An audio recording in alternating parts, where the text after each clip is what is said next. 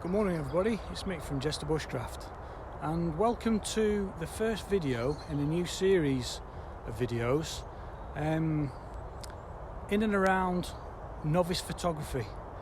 As you all know, I'm starting to get into photography and there's lots of videos out there of really good photographers telling you what settings to use, what kit to have, how to do this, how to do that, which is all well and good. And I've learnt a lot from a lot of those videos, but I thought I'd do a series of videos of me just learning photography from start to finish, just going out, using my camera, learning the settings, making mistakes, getting things wrong, and just taking some really bad photos. So the idea of this series of videos is for you to follow me learning photography, and hopefully at the end of all these videos I should be reasonably good at taking pictures. I'm concentrating on wildlife and landscape photography, and those are my areas of interest, so let's see how we get on.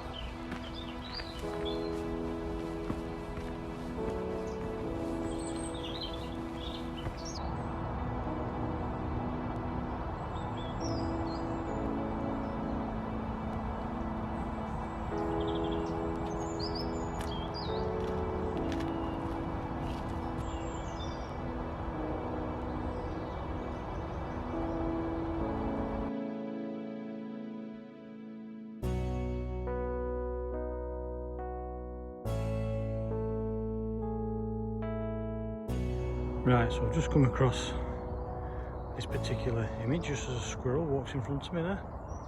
You can see the sunlight on the trees in the distance at the end of this path. So I've just set the camera up there on the tripod in portrait mode. You can see that I'm using the virtual horizon to keep the camera vertical.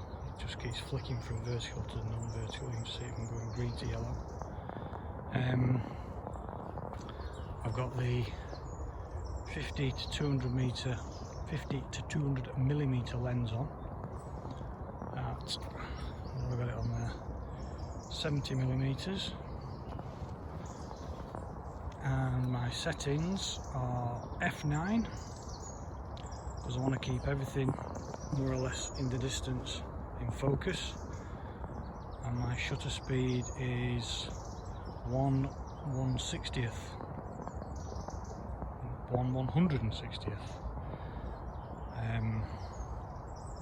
ISO is 2000. I could probably bring that down actually, but I'll take a photo of that and see how that comes out. Right, that was actually okay, but I certainly don't need the ISO of that at 2000. I only had it there because of the previous photo I've been taking. So what I'll do is I'll bring that down to 100 and then I'll try the settings again. Right, you can see there now that I've brought the ISO right down to 200, I've actually brought it down to. It looks quite dark on screen. It doesn't look as bad looking through the camera as I'm looking at it through here. On there it's dark, on here it's not, doesn't look as dark. So I might just try that. Still at f9, on 30th of a second. Got it on timer.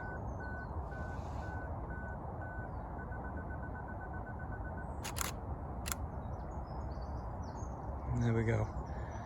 We can play around with that in Lightroom. But yeah, I'm quite happy with that.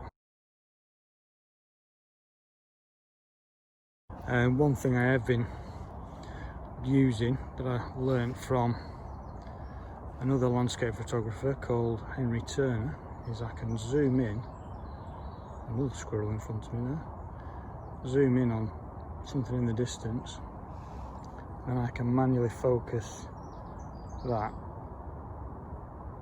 to about there and then bring it back out again. That enables you to get a more crisp photo. So that's a little technique I've been using. So thank you, Henry, for that.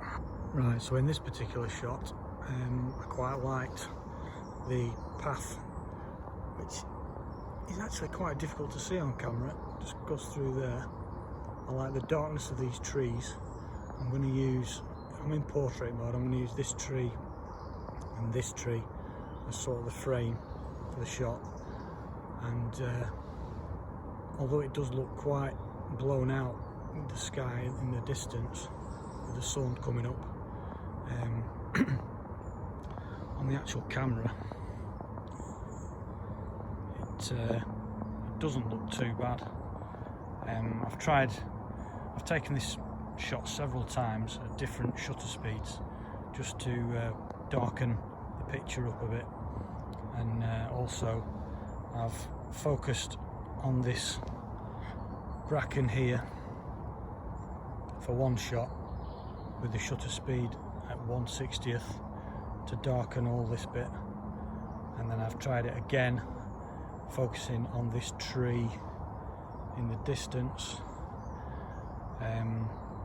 with a slightly slower shutter speed just to brighten the whole picture up. So I'm just playing around with shutter speeds really, just to get used to how it can lighten and darken the picture, the image. So yeah, let's have a look, see how they've come out. Right, now this is something I've picked up quite early on in my photographic journey. Might be obvious to some of you, but this was a composition I'd looked at and I quite liked. But this particular post here has a big sign on it, which I really don't like. But if I just change the shutter speed, I can get that sign to disappear, and it's actually making a better image on here anyway with regards to the light. But yeah, you can eliminate certain aspects of the image just by changing the shutter speed. So don't always think I can't take that picture because there's something in the way, because you might be able to sort of phase it out just using your shutter speed. So as I've been walking around today, I've just been trying to find different compositions and just learning to spot things really as I'm walking around the woodland or the area that I'm in. It's a lot harder than it looks. You think you've found something that looks right, but when you sort of get the camera set up, it just doesn't quite fit. And I've found a few that I thought, yep, this is good, and then I've just moved on. But I have found this one, and I'll just show you now, which may not look to start with, but I just quite liked these roots here, and then this strange little tree in the distance. So again, I'm shooting in portrait mode, and I've only got a 50 to 200mm lens. I don't have ideally I'd like a 18 to 55 kit lens, which will give me a wider sort of shot. But that's what I've got, so that's what I'm going to have to use. So I'm trying to get the roots in the foreground, and they sort of curl round towards the tree, and then the tree does its little wiggle in the distance. I can always crop this later in Lightroom, but again, I'm just trying to play around with the light using the shutter speeds, and we'll see how it comes out. So I've been here a few hours now, taking a handful of photos, some of which I'm quite happy with, some not so sure, but I'll find out when I get back home and I put them into Lightroom and play around with them. Would I come back here again? Not sure. Don't get me wrong, I've nothing against dog walkers. Some of my best friends have got dogs, but when you put the camera down and you've got dog after dog after dog just running up to you, sniffing around, wondering what you're doing, I just can't relax. It's a lovely area, it's a really nice place, and I thought I'd come earlier to avoid that, but it seems the dog walkers come out early as well. So yeah, it's been a little bit stressful, but I suppose that's all part of the learning curve. It's knowing where to go at what time. And but I have learnt a few things while I've been out. I've just been playing around with shutter speeds to darken and lighten the image. I've been learning about composition, picking out sort of compositions in the woodland. So it's not been completely wasted. So yeah, right, let's crack on. Something I have learnt being out today is before you head out, this is when you're a novice photographer, before you head out, decide on what it is you're going to photograph. If you're going to do landscapes, get everything you need for landscape photography. If you're going to be doing wildlife photography, get everything you're going to need for wildlife photography. But don't do both on the same day. Just choose one. I've brought this massive 70 to 400mm lens, which I had in my bag. I had my 50 to 200mm lens on the actual camera for the landscape photography. But as I've been walking around looking for compositions, I've seen a squirrel or a buzzard or a robin, and I've wanted to take a photograph of it, and I've not got the right lens on. So that's been a bit frustrating. So definitely choose what it is, the subject you want to photograph, and just stick with that for the one day and just concentrate on that. Don't worry about anything else, just concentrate on whatever it is you want to photograph on that particular day, because that is what I'll be doing in the future. It's less to carry in your bag, it's less to think about, and it's just less frustrating. It's warming up now. I have to take my jacket off, just down to my base layer now. So, and my trousers of course. So I've changed over to the wildlife lens. So we're going to carry on walking around the woodland and see what we can get.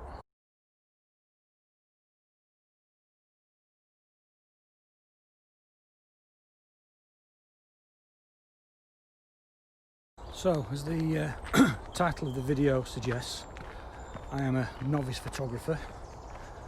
For those of you who are interested, I'm using a Nikon D7000.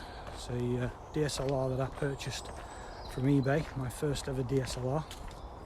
I didn't have a lens, so I then went out and bought a 50 to 200mm lens, Nikon again, from one of my friends who has a dog. And that's the lens I've been using. Ideally I would like the 18 to 55 Nikon lens, just to give me a bit of a sort of wider angled shot for landscape photography. Another friend of mine, a wildlife photographer, lent me a 70 to 400mm lens, and that's what I've been using for my wildlife photography. I have done a few videos using that particular lens. If you'd like to look at those, I'll put a link up there. So yeah, I just wanted to start this series just for any novice photographers out there who are just bumbling their way along, watching YouTube videos, reading books, getting advice from other photographers, and just getting out really with the camera and just playing around with the settings, making mistakes, a lot of mistakes, a lot of frustrations. You see people do it on YouTube and they just set the tripod up, set the camera up, change the setting for the particular composition, snap away, and they take a perfect photo. Well, that's how it seems. Whereas I seem to be spending a lot of time faffing around, playing around with settings, taking about 30 different shots just for one image. But I suppose that's all about learning how to get used to your camera and knowing what settings for the particular light conditions. So this is just going to be me on my photography journey. Whenever I go out, I'll try and do a bit of a vlog about what I'm doing, some of the settings, compositions, all that kind of stuff, and hopefully we might improve on our photography. That's the plan anyway. So if you'd like to join me on future videos, that'd be great. If you've enjoyed this one, please give us a thumbs up, and if you haven't already subscribed, please click on that subscribe button, and we'll see you on the next video. So thanks for watching, and we'll see you down the lens. Okay, so I'm back home now, and during my drive home I had time to reflect, and I basically came up with the title of the video, and that is choose your subject of interest and stick with it. And it was during my drive home that I realised that my photography today was a little bit frustrating, and that was just down to the fact that I wasn't sure what I was photographing. I was either doing landscape photography or I was trying to take wildlife photos. I was swapping the lenses over. I had to keep putting the bag down, taking the lens out of the bag, putting it on, getting the tripod out, not using the tripod, and it was all a little bit stressful. So looking back, and as a final conclusion and lessons learnt today, I'm going to say it's just that. Just decide before you go out what it is you want to photograph. If it's wildlife photography, get everything you need for that. Just go out and just do wildlife photography. Even if you see a landscape composition, just ignore it, move on, and just stick to your wildlife photography. And likewise, if it's landscape photography you want to do, leave your big lens at home, just take out what you need for the landscape photography, take your tripod, and you can have that in your bag. And again, if you see a bird and you want to take, just ignore it, just stick with landscape photography. I think it'll just take the stress away. I won't have as much stuff in my bag, because the bag I've got is this new bag here that I've got. It's a Low Pro with the access to the camera storage at the back, which is what I was after. And it's not a massive area, not a massive storage area, but it's enough, or it should be enough for what I need. So in future I'll be choosing what subject of photography I'm going to be doing for that particular day. If it's wildlife photography, I will have the big 400mm lens on my camera, and that will be on a harness which I'll just wear on my body, and I'll walk around and I'll have the camera there with me. And then in the bag, I probably won't even take the tripod. I might have, this does actually go down to a monopod as well, so I might take the monopod, which is only really small. It'll fit in there, no problem. And in here I can just have lens cleaning stuff, food, waterproofs, and I'm good to go. And I can just walk around, the camera's on me, and I can take the photos. Equally, if I'm doing landscape photography, I won't take the big lens. I'll just put the 200mm lens or whatever I have at that time. That will go in my bag. I can leave the tripod in there like that, or I can carry it and I can just walk around trying to find a composition. Once I find that, I can just get everything out, set everything up, and just take my photos without any stress. And equally, because obviously I'm going to be vlogging at the same time, if I'm doing wildlife photography, I'll have the camera around my person. I don't want to be carrying the gimbal as well, because I found that really stressful. So I will probably not take the gimbal when I'm doing wildlife photography, just have a little sort of portable tripod that I can just place on a rock or whatever, and I'll do set pieces to camera, and the rest of the time will be just me walking through the woods taking pictures. With the landscape photography, my camera's going to be in the bag as well as the tripod, so I can carry the gimbal and not have any stresses or worries. When I come to a composition, I can just put the gimbal down, because that's got its own little built-in tripod, and I can just take my photos.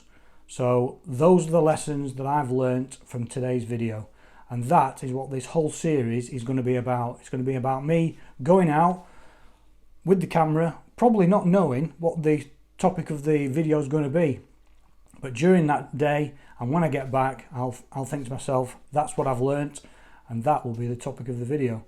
So that's how it's going to work from here on in.